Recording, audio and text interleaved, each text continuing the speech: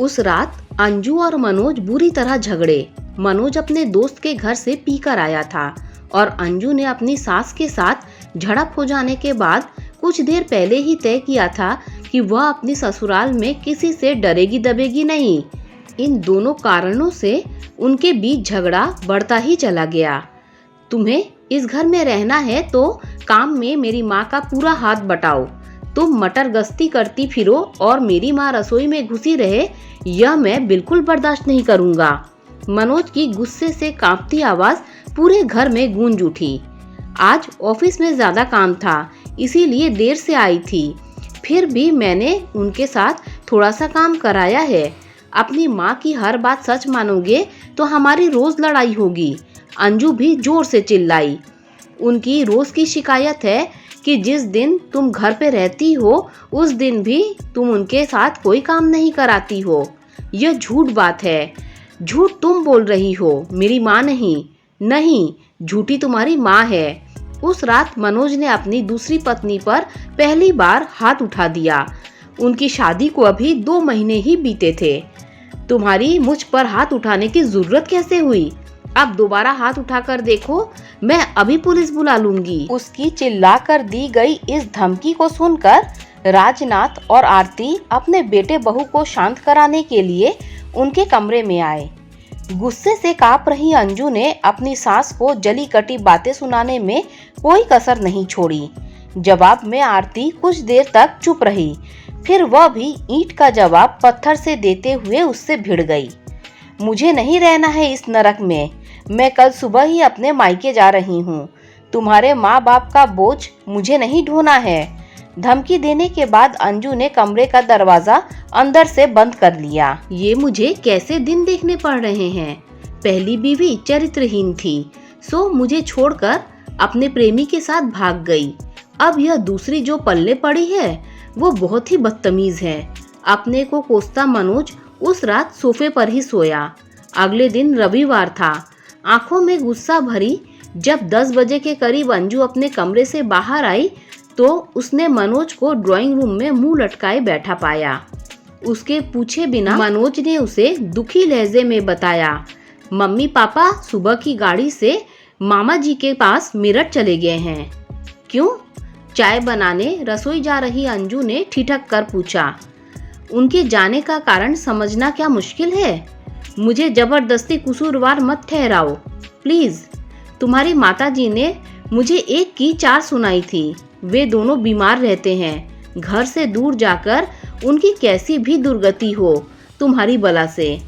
जब आज मैं ही घर छोड़कर जाने वाली थी तो तुमने उन्हें रोका क्यों नहीं? मैंने बहुत रोकने की कोशिश करी पर पापा नहीं माने। वे कब तक लौटेंगे? कुछ बताकर नहीं गए हैं। मनोज ने थके हारे अंदाज में अपना चेहरा हथेलियों से रगड़ा तो अंजू भी कुछ उदास सी हो गई। दोनों दिन भर सुस्त ही रहे, पर शाम को उनका बाजार घूमने का कार्यक्रम बन गया। पहले उन्होंने कुछ खरीदारी करी और फिर खाना भी बाहर ही खाया। उस रात अंजू को जी भर के प्यार करते हुए मनोज को एक बार भी अपने माता पिता का ध्यान नहीं आया। अगले 2-3 दिन उनके बीच झगड़ा नहीं हुआ। फिर एक दिन ऑफिस से अंजू देर से लौटी तो मनोज उससे उलझ गया। दोनों के बीच काफी तू मैं हुई, फिर जल्द ही सुलह भी हो गई। तब दोनों के मन में यह विचार एक साथ उभरा कि अगर आरती घर में मौजूद होती तो यकीनन झगड़ा लंबा खींचता। मनोज लगभग रोज ही अपने माता पिता से फोन पर बात कर लेता। अंजू ने उसने पूरा हफ्ता बीत जाने के बाद बात करी। उसने उन दोनों का हाल चाल पूछ लिया पर उनके वापस लौट आने की चर्चा नहीं छेड़ी। देखो शायद अगले हफ्ते वापस आए। मनोज जब भी उनके घर लौटने की बात उठाता तो राजनाथ उसे यही जवाब देते। जब उन्हें मेरठ गए 1 महीना बीत गया तो अंजू और मनोज के मन में बेचैनी बढ़ने लगी। पड़ोसी और रिश्तेदार जब भी मिलते तो आरती और राजनाथ के लौटने के बारे में ढेर सारे सवाल पूछते। तब उन्हें कोई झूठा कारण बताना पड़ता और यह बात उन्हें अजीब सी अपराध बोध का शिकार बना देती। लोगों के परेशान करने वाले सवालों से बचने के लिए तब दोनों ने मेरठ जाकर उन्हें वापस लाने का फैसला किया। अब वहां पहुंचकर उनसे बहस में मत उलझना। उन्हें मनाने की अगर सॉरी बोलना पड़े तो बोल देंगे। उनको साथ रखना हमारी जिम्मेदारी है मामा जी, या और किसी की नहीं। मनोज सारे रास्ते अंजू को ऐसी बातें समझाता रहा। मामा मामी के यहाँ 2 दिन बिताने के लिए शुक्रवार की रात को करीब 9 बजे उनके घर पहुँच गए। उन दोनों से मामा मामी बड़े प्यार से मिले। उनकी नजरों में अपने लिए नाराजगी के भाव न देखकर अंजू मन ही मन हैरान हुई। दीदी और जीजा जी खाना खाने के बाद पार्क में घूमने गए हैं। अपने मामा की यह बात सुनकर मनोज हैरान रह गया। पापा मम्मी घूमने गए हैं? उन्होंने यह आदत कब से पाल ली? मनोज की आंखों में अविश्वास के भाव पैदा हुए। वे दोनों अब नियम से सुबह भी घूमने जाते हैं। तुम उनकी फिटनेस में आए बदलाव को देखोगे तो चकित रह जाओगे। मम्मी की कमर का दर्द उन्हें घूमने की इजाजत देता है। दर्द अब पहले से काफी कम है। जीजा जी दीदी का हौसला बढ़ाकर उन्हें सुस्ती नहीं पड़ने देते। क्या मम्मी का किसी नए डॉक्टर से इलाज चल रहा है? हाँ, डॉक्टर राजनाथ के इलाज में है दीदी। अपने इस मजाक पर मामा जी ने जोरदार ठहाका लगाया तो मनोज और अंजू जबरदस्त उलझन का शिकार बन गए। जब वे सब चाय पी रहे थे तब राजनाथ और आरती ने घर में प्रवेश किया। उन पर नजर पड़ते ही मनोज उछलकर खड़ा हो गया और प्रसन्न लहजे में बोला, वाह papa mummy, in sport shoes में तो आप दोनों बड़े जच रहे हो। तुम्हारे मामा जी ने दिलाए हैं, अच्छे हैं ना? राजनाथ पहले किसी बच्चे की तरह खुश हुए और फिर उन्होंने मनोज को गले लगा लिया। अपनी माँ के पैर छूते हुए मनोज ने उनकी तारीफ करी। ये बड़ी खुशी की बात है कि कमर का दर्द कम हो जाने से अब तुम्हें चलने में ज्यादा दिक्कत नहीं आ रही है। चेहरे पर भी चमक है। मामा जी के यहाँ लगता है खूब माल उड़ा रहे हैं। मेरी यह शुगर की बीमारी कहाँ मुझे माल खाने देती है। तुम दोनों कैसे हो? आने की खबर क्यों नहीं दी? अपने बेटे बहू को आशीर्वाद देते हुए आरती की पलकें नम हो उठी। तुम दोनों को भूख लग रही होगी, बोलो क्या खाओगे? बड़े उत्साहित अंदाज में अपनी हथेलियां आपस में रगड़ते हुए राजनाथ ने अपने बेटे बहू से पूछा। ज्यादा भूख नहीं है, इसीलिए बाजार से कुछ हल्का फुल्का ले आते हैं, कहे मनोज अपने पिता के साथ जाने को उठ खड़ा हुआ। बाजार से क्यों लाना है? आलू मटर की सब्जी रखी है, मैं फटाफट परांठे तैयार कर देती हूँ, कहे मामी जी रसोई में जाने के लिए उठ खड़ी हुई। भाभी, आज आप अपने इस शिष्य को काम करने की आज्ञा दो। रहस्यमयी अंदाज में मुस्कुरा रहे राजनाथ ने अपनी सहलज का हाथ पकड़कर वापस सोफे पर बैठा दिया। क्या पराठे आप बनाएंगे? मनोज का मुंह आश्चर्य से खुला का खुला रह गया। पिछले दिनों तुम्हारी मामी से कुछ कुकिंग सीखी है मैंने। बस 15 मिनट से ज्यादा समय नहीं लगेगा खाना लगाने में। तुम दोनों तब तक फ्रेश हो जाओ। अपने बेटे का गाल प्यार से थपथपाने के बाद राजनाथ सीटी बजाते हुए रसोई की तरफ चले गए। राजनाथ ने क्या क्या बनाना सीख लिया है, इसकी जानकारी उन दोनों को देते हुए आरती और मामा मामी की आंखें खुशी से चमक रही थी। मटर पनीर, कोफ्ते, बैंगन का भरता, भरवा भिंडी, पापा ये सब बना सकते हैं। मुझे विश्वास नहीं हो रहा है, कैसे हुआ यह चमत्कार? मनोज सचमुच बहुत हैरान नजर आ रहा था, क्योंकि राजनाथ को तो पहले चाय भी ढंग से बनानी नहीं आती थी। अरे जीजा जी आजकल बड़े मॉडर्न हो गए हैं। कहते हैं कि आज के समय में हर इंसान को घर और बाहर के सारे काम करने आने चाहिए। किसी पर आश्रित होकर बोझ बन जाना नर्क में जीने जैसा है। अपने इस नए आदर्श वाक्य को वो दिन में कई बार हम सबको सुनाते हैं। इस उम्र में कोई इतना ज्यादा बदल सकता है, यह सचमुच हैरान कर देने वाली बात है। मामा जी की इस बात का पूरा अर्थ मनोज को अगले 2 दिनों में समझ में आया। राजनाथ जी ने उन्हें उस रात खस्ता पराठे बनाकर खिलाए, फिर रेत गरम करके उसे एक पोटली में भरा और आरती की कमर की सिकाई करी। वे पहले बहुत कम बोलते थे, पर अब उनकी हंसी से कमरा बराबर गूंज उठता था। अगले दिन सबको बेड टी उन्होंने ही पिलाई। इससे पहले वे और आरती घंटा भर पास के पार्क में घूम आए थे। नाश्ते में ब्रेड पकोड़े मामी जी ने बनाए और सबको गर्मा गर्म पकोड़े खिलाने का काम उन्होंने बड़े उत्साह से किया। आरती ने पूरे घर में झाड़ू लगाया और डस्टिंग का काम राजनाथ जी ने किया। फिर नहा धोकर वे लाइब्रेरी में अखबार पढ़ने चले गए। मनोज और अंजू उनकी चुस्ती फुर्ती देखकर बराबर हैरान हो उठते। ऐसा प्रतीत होता जैसे उनमें जीने का उत्साह कूट कूट कर भर गया हो। शाम को वे सब बाजार घूमने गए। चाट खाने की शौकीन अंजू को राजनाथ जी ने एक मशहूर दुकान से चाट खिलाई। बाद में आइसक्रीम भी खाई।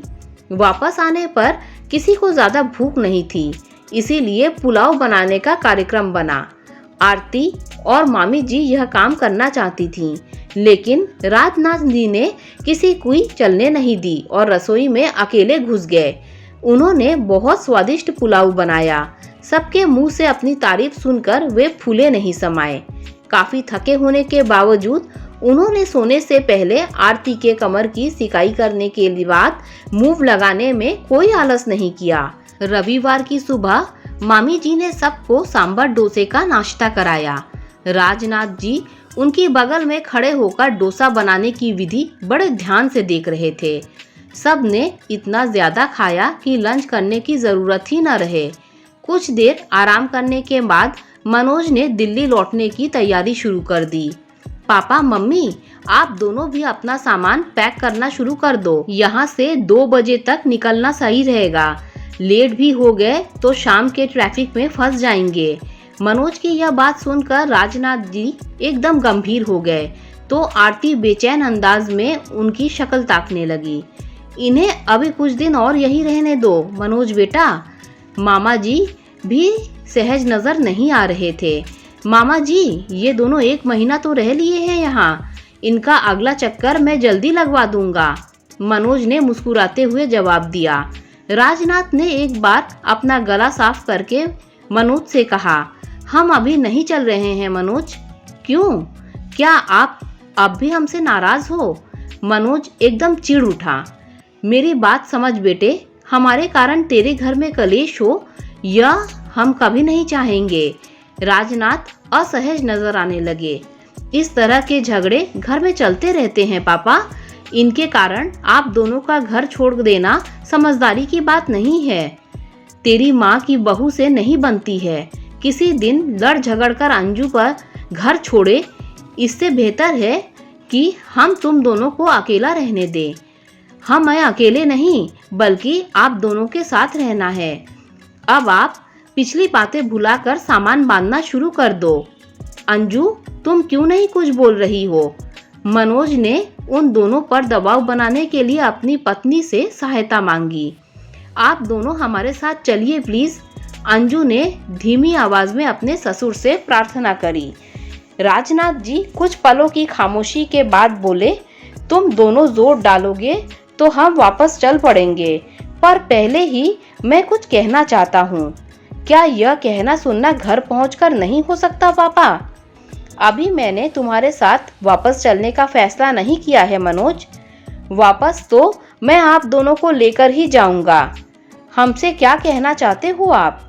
तब राजनाथ जी ने भावुक स्वर में बोलना शुरू किया।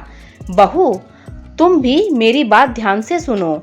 उस रात मनोज से लड़ते हुए गुस्से में तुमने हमें बोझ बताया था। तुम्हारी उस शिकायत को दूर करने के लिए मैंने खाना बनाना, घर साफ रखना और मशीन से कपड़े धोना सीख लिया है।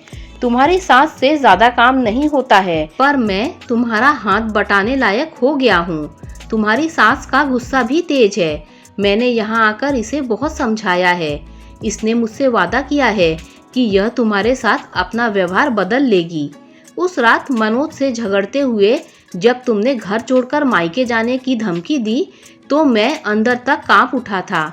उसी रात मैंने ये फैसला कर लिया था कि घर में सुख शांति बनाए रखने के लिए अगर कोई घर छोड़ेगा तो वे तुम्हारी सास और मैं, तुम नहीं। बहू, मनोज को अपनी पहली पत्नी से तलाक आसानी से नहीं मिला था। जिन दिनों केस चल रहा था, हम शर्मिंदगी के मारे लोगों से नजरें नहीं मिला पाते थे। उनके सवालों के जवाब देने से बचने के लिए हमने घर से निकलना बिल्कुल कम कर दिया था। वकीलों और पुलिस वालों ने हमें बहुत सताया था।